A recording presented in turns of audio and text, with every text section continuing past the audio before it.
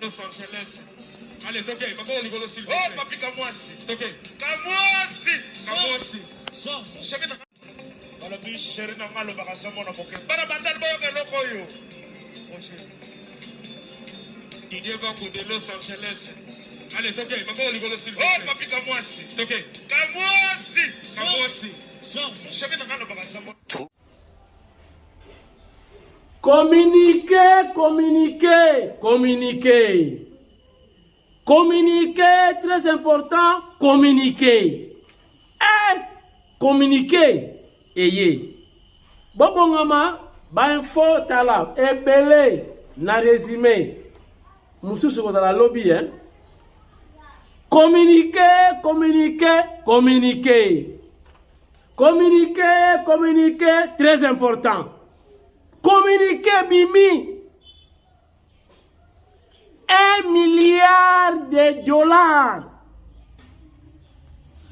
Na bengango détournement, na bengango gaspillage, na bengango nini. 1 milliard de dollars selon communiqué moko Bimi. Il y a ONG Batangi Sénat na Assemblée nationale 1 milliard. Il y a des dépenses. Et alors, na communiqué wana balobi Assemblée nationale a dépensé 60% et 60% na 1 milliard wana ils ont dépensé dans l'Assemblée nationale. Et les 40% dépensés dans le Sénat. Sikoyo, le sénateur, président du Sénat actuel, Mosai Sangoma, Papa Pasteur, Mosali Nanzambe, prédécesseur na yem datineli communiqué wana tala. Oh. Atala nini? Yo muto uti wana. Yem takoyebisa yo tala. Tala ngai. Mona ngai ye. Tala ngai. Mona ngai.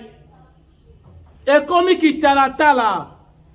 IGF Alinguet Key les chiens enragés Fongola Miswe Nani a dépensé 40% sur il y a 1 milliard de dollars américains. Ngana limité Papa Pasteur Sangoma. Ngana limité. Et puis il y a 4 mois ya pamba, 4 mois. Et puis na 4 mois wana mais faut yoka pa témoignage na Sénat bana bazui souffler. Batu basala na Sénat balobi yo oyo libala et salamaki na tama Marina Jésus. Ba pesa ki batu masanga ya bololo. Après batu masango ya uti wapi tangu masanga bololo sili. Yesu asali miracle. Batu balobi me masanga oyo ezalaki wapi banda kala. Tomeli masanga ya bololo ya maya kalamu. Bande kona ngai. Lettre wana communiqué très important eza ko tambola. IGF Alingeti toboyi ko citer batu wawa ki o ala coupable. Tozana ba compétence wana te. Mingana moni batu na prédécesseur il y a président du Sénat actuel a expliqué communiqué wana basali ba enquête na bango bamoni 1 milliard de dollars ya ba dépense 1 milliard wana budget ya mbokati mbongo wana ke wapi nani a détourné yango 40% wana na Sénat qui a dépensé et pourquoi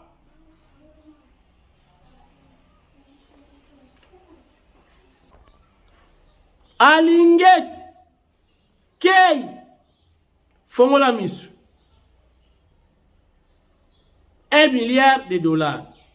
Ingaye, nazomona batu bakanga mingaye, nazomona porte à prison ingaye, batu samba. Ingaye, batu bakei. Tozaka kawana na chambre haute, na chambre basse. Chers amis, voici la liste des candidats ayant entré avec le ticket Union Sacrée.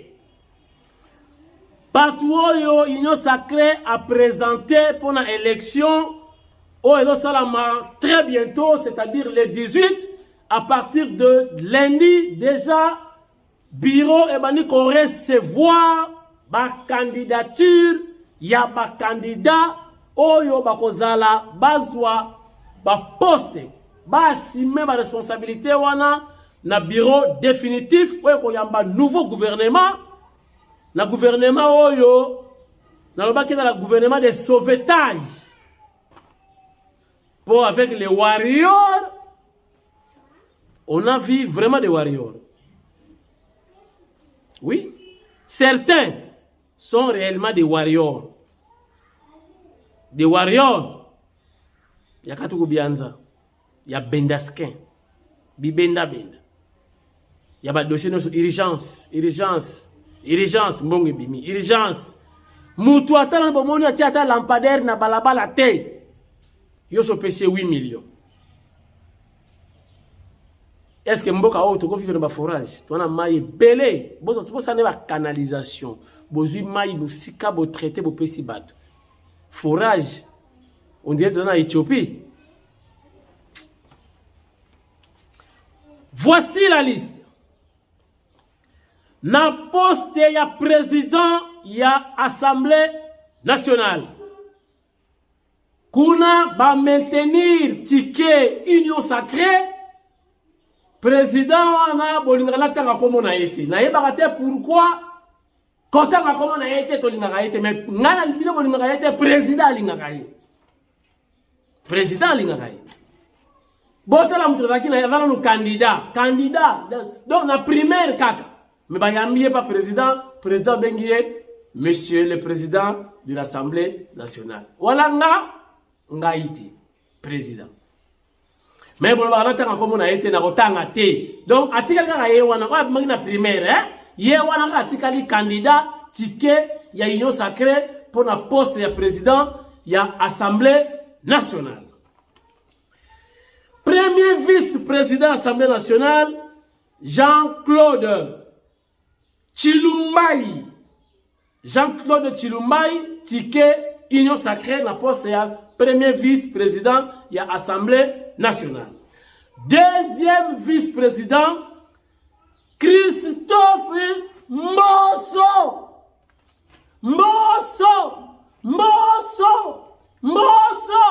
Ayeli Susu. A comme le rôle Ndosi Baba, Ayeli Susu. Mbosso Ayeli Susu. Bino bossa la critique, ngala ko critiquer te. Rapporteur Jacques Njoli, il y a un professeur, hein, après ça cours à droit, si je ne m'abuse. Il est MLC. Kester Serge Bahati. Donc certainement Serge Bahati. C'est quoi? Moi na ya lukwebo, hein? Moi na ya lukwebo. Donc j'aurais appris que papa na ye alinia zonga lisusu président na Sénat. Mwana Kestere na Assemblée nationale. Botinda bana batanga classe. Soki te bokomona batata wana na bana bango bakono zonga kaka biso to ko kombola kaka ba wese. Botinda bana batanga chiki. Kester adjoint. Ha! Kuna lisusu. Madame Bemba. Bemba wana kankentu Bemba kukati. Donc Lekiani. Donc la petite sœur ya Bemba Jean-Pierre le VPM. Donc botinda bana batanga classe, bokotisa bana na ba parti politique, sinon kaka bakombo wana ikonozonga bagerembaya bagwemani basawolona bafatate babaate bamoso bamukungubila bakombo ikozonga. Botangisa bana bokotisa bana ba parti politique ba occuper ba poste ba fonction minene basalisa ba famille na bino. Soki te chef de l'État, président de la République, son Excellence Félix Antoine Tshisekedi Tshilombo a voyagé lisusu. Ake wapi? Ake Musikate, Ake na Braza. Donc il a traversé ce que nous appelons le poule Malebo. Ake na Braza kosala nini? Ah oui. Boyebi ki tozo na problème na ba Rwandais. Ba Rwandais bala ko attaquer RDC. Na Simandaku, ba ko se positionner na Braza. Donc le chef de l'État a tout intérêt, même quand ba solo ina oyo, balobi fuite zati.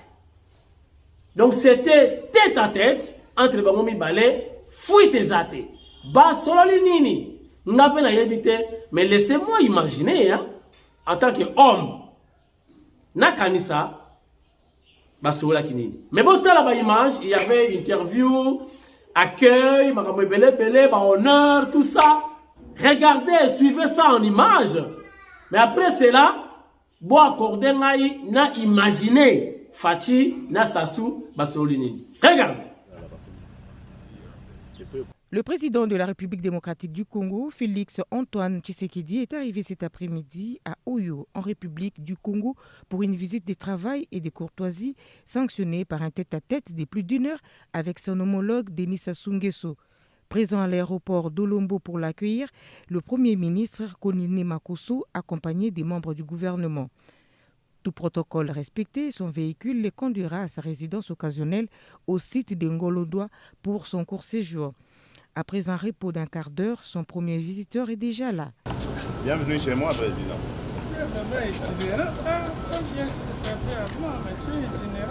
C'est pour venir te voir.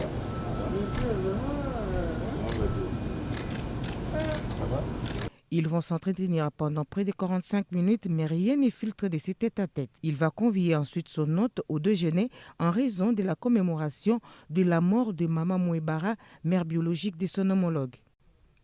C'est certainement pendant ces cocktails que les deux présidents ont évoqué les questions liées à leur relation et même celles qui divisent.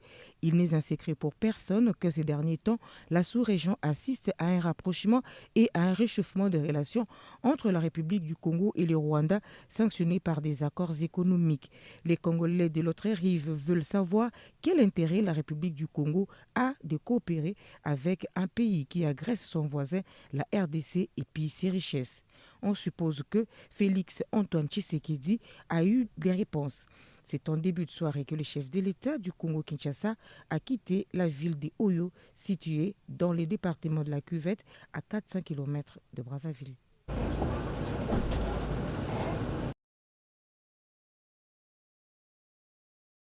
Ndenge nalobi na lokota ya li français, le président alakisi bolingo na ye pona kimia na boboto kati ya région na biso ya Afrique centrale. Donc nazali na doute ata mon côté, donc tembe ata mon côté na yebi que ako sala maemanso po a kokisa mokano na ye ya kokotisa kimia kati ya région na biso.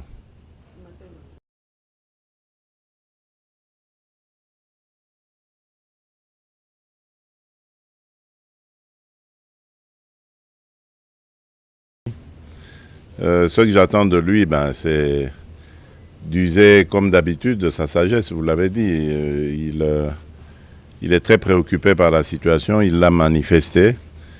Il a pris mes avis, mes considérations.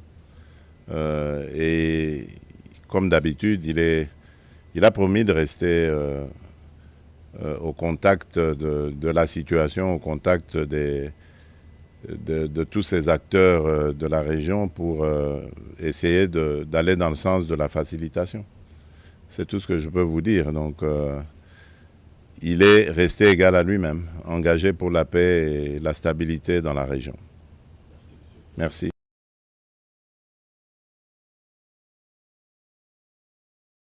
Boyoka, maintenant, oyo nga nakanisi,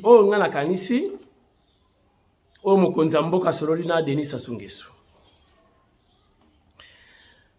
Sassou, en tant que sage, doyen, Kouloutou ou papa, ya Fachi, à mon avis, batongi ne mindele. À mon avis, Fachi a ebisi Denis Sassou Nguesso boye. Papa, est-ce que vous avez que un jour, tu as pouvoir? Un jour, nayo, nangai, tu as peut-être que tu as la sala bambula ou yo salité na pouvoir. Tu as nini na ba famille na Congo? Caché ni tu as ya ba famille na biso na République ya Congo Brazzaville na République démocratique du Congo. Est-ce que ma famille na biso, ba na biso vous avez mal vu? Ou vous avez la victime peut-être d'un règlement de comptes? Tout le monde n'est pas na mindele o. Nga na robundi sama. Ba Rwandais, ba Français, ba yebi qui ont un problème na ba Rwandais. Mais ba ye, ba convaincre yo, ba zwa mabele pembeni. Pour nga na mal à l'aise. Mais yeba yango ke ngai na tout ça peuple moko. Banilotique, batuti, bakozonga bada musika. Mais bakolinga bitumba ekota awa. Peuple na yo kima, peuple na kima, bango ba régner en Afrique centrale. Bako to la biso mabele. Lelo yo soki bitumba ebandi et que banilotique ba botel mabele pa na yo, ba traverser ba une partie à Kinshasa. Kacheni ni famille Sassou Nguesso na famille Tshisekedi bakotika na Afrique centrale. Est-ce que ba famille na biso lobby akoya na zandu kosomba bikedi batekeli ye? Tokanisa. Tokote na jamais ndelete. Un jour tokozala te. Mais tokotika bana na biso na bakoko na biso na pasi. Alors, tout le monde a joué. Il y a des Français pour le Maramba Rwandais. Ça n'engage que moi. Donc, je suis en train de réfléchir. Parce que les gens ont le pouvoir. Na Félix, son excellence. Na Denis, Sassou Nguesso, son excellence. Sassou Nguesso a un combo ya Mwasi ya Fachi. Et Mwasi ya Sassou a un combo ya Antoine. Vous voyez pas non? Denis Sassou Nguesso. C'est l'homonyme. Il y a Maman Denise. Antoinette. C'est l'homonyme. Il y a Antoine Tshisekedi. Bon, moi, je salama entre les deux pays, les deux villes le plus rapproché du monde entier. Monde Mobimba. La ville est là, la Brazza, na Kinshasa, Ezate. Monde entier. On a tout intérêt de collaborer bien. En tout cas, Fuite Bimite, Sassou, Nafachi, Basololini. Et pour terminer, parce que nous sommes samedi, je ne peux pas quand même vous scotcher, car on a une émission,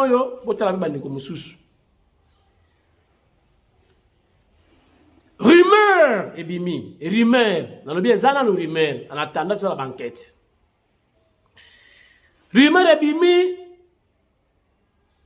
que Régie des eaux, balingi ba kenyana grève yako sakanati. Et ça nous rumeur, j'insiste. balingi bakende grève. Pourquoi? Il semblerait que baza na barrière ba bloqué mbongo na bango 15 millions de dollars fallait ba futa na misala basala ki na ba chinois. Il y a la DG Oyo Alongwe avant DG David Akota. Il semblerait c'est 15 millions de dollars ya ba chinois ba futi bango te mbongo wana ke wapi.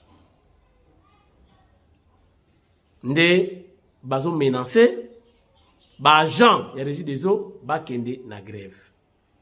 Yango na yebisi sous Gilles Alingeti Kei afungola misu asala viongolo na régie des eaux aye ba dossier wana dali ya sorti ya lukuta bazo futa batute. Il semblerait que ba chinois wana ba porter plainte ba bloquer mbongo na banque mbongo ya régie des eaux pour futa bango 15 millions de dollars selon les informations toujours, et ce n'est pas encore confirmé. C'est une rumeur jusque-là.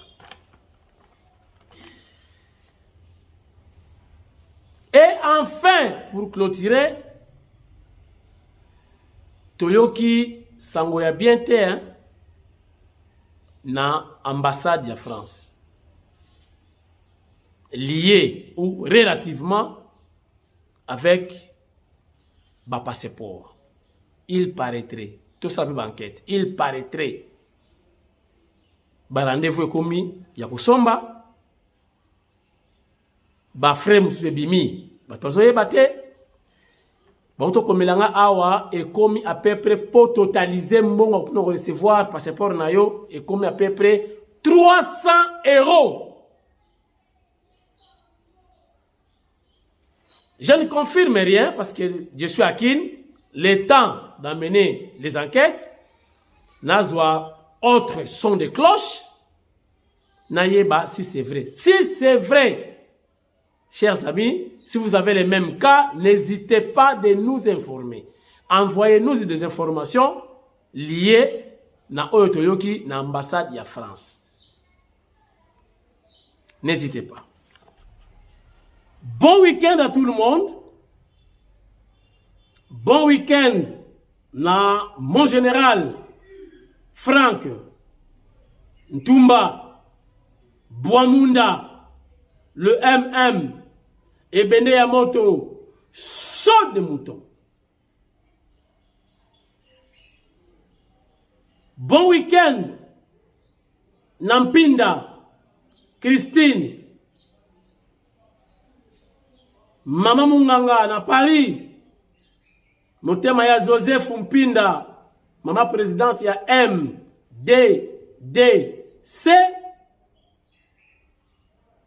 Moi si ya Joseph Mpinda Mubali ya Zoua. Bon dimanche également. Nachi Lenge Roger, moi na centre-ville depuis Italie. Bolinga te, courant ezala te, embouteillage ezala te, ntumba chikela ntumba 0 trou bilan. Mabulu na kisasa ya kosakana te, bilan kozanga pine réservé te. Donc mabulu ezala te, ma yebima te, na Vilvoorde erataka te. Et pas ya Régine Kapinga Régine Mama Munganga na Vilvoorde na Belgique. Bon week-end également na Zoro Mabiala. Mwana ya Mukongo, mwana mobali oya leki Martin Fayulu na beauté. Bon dimanche, bon week-end, voulais-je dire également à vous. Et pour clôturer, bon week-end à vous. Code mondial Willy Moucheni Willy. Code mondial, code Yamboka. Motoaleki Jésus-Christ, na humilité, humble. kolekana papa chéri motopamba oyo te présenter de nouveaux bas condoléances mais faut to kota mpevalo moto yeba esprit des morts et kota na kati ya BCBG uti wapi faut to démanteler mutu wana azo me maliwa na wenge BCBG et ce n'est pas bien bato bako banga ko kota orchestre pour yebite lobi ko lamuka to ko lamuka te ce n'est pas bien. Français la nos prières ya qui mpeve et délivrer et qui misa esprit des morts na wenge BCBG. Merci lobby. Awa toza na village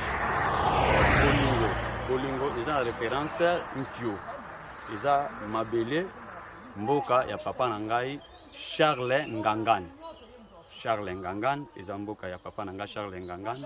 Awa tozali na mabele ya koteka toza na ba parcelle na biso eza na visibilité ya prince toza na commune sur commune de Maluku toza na commune ya Maluku ba parcelle ya koteka dimension na yango pona ba parcelle ezali 20 sur 25 soko ye okozwa parcelle pona ba terrain ya bilanga tobani na 1 hectare mata wana selon bozwina yo moko selon capacité ya bozwina yo soko ye en tout cas okozanga kozwa mabele te. Numéro ya téléphone na ngai ezali 081 80 58 154.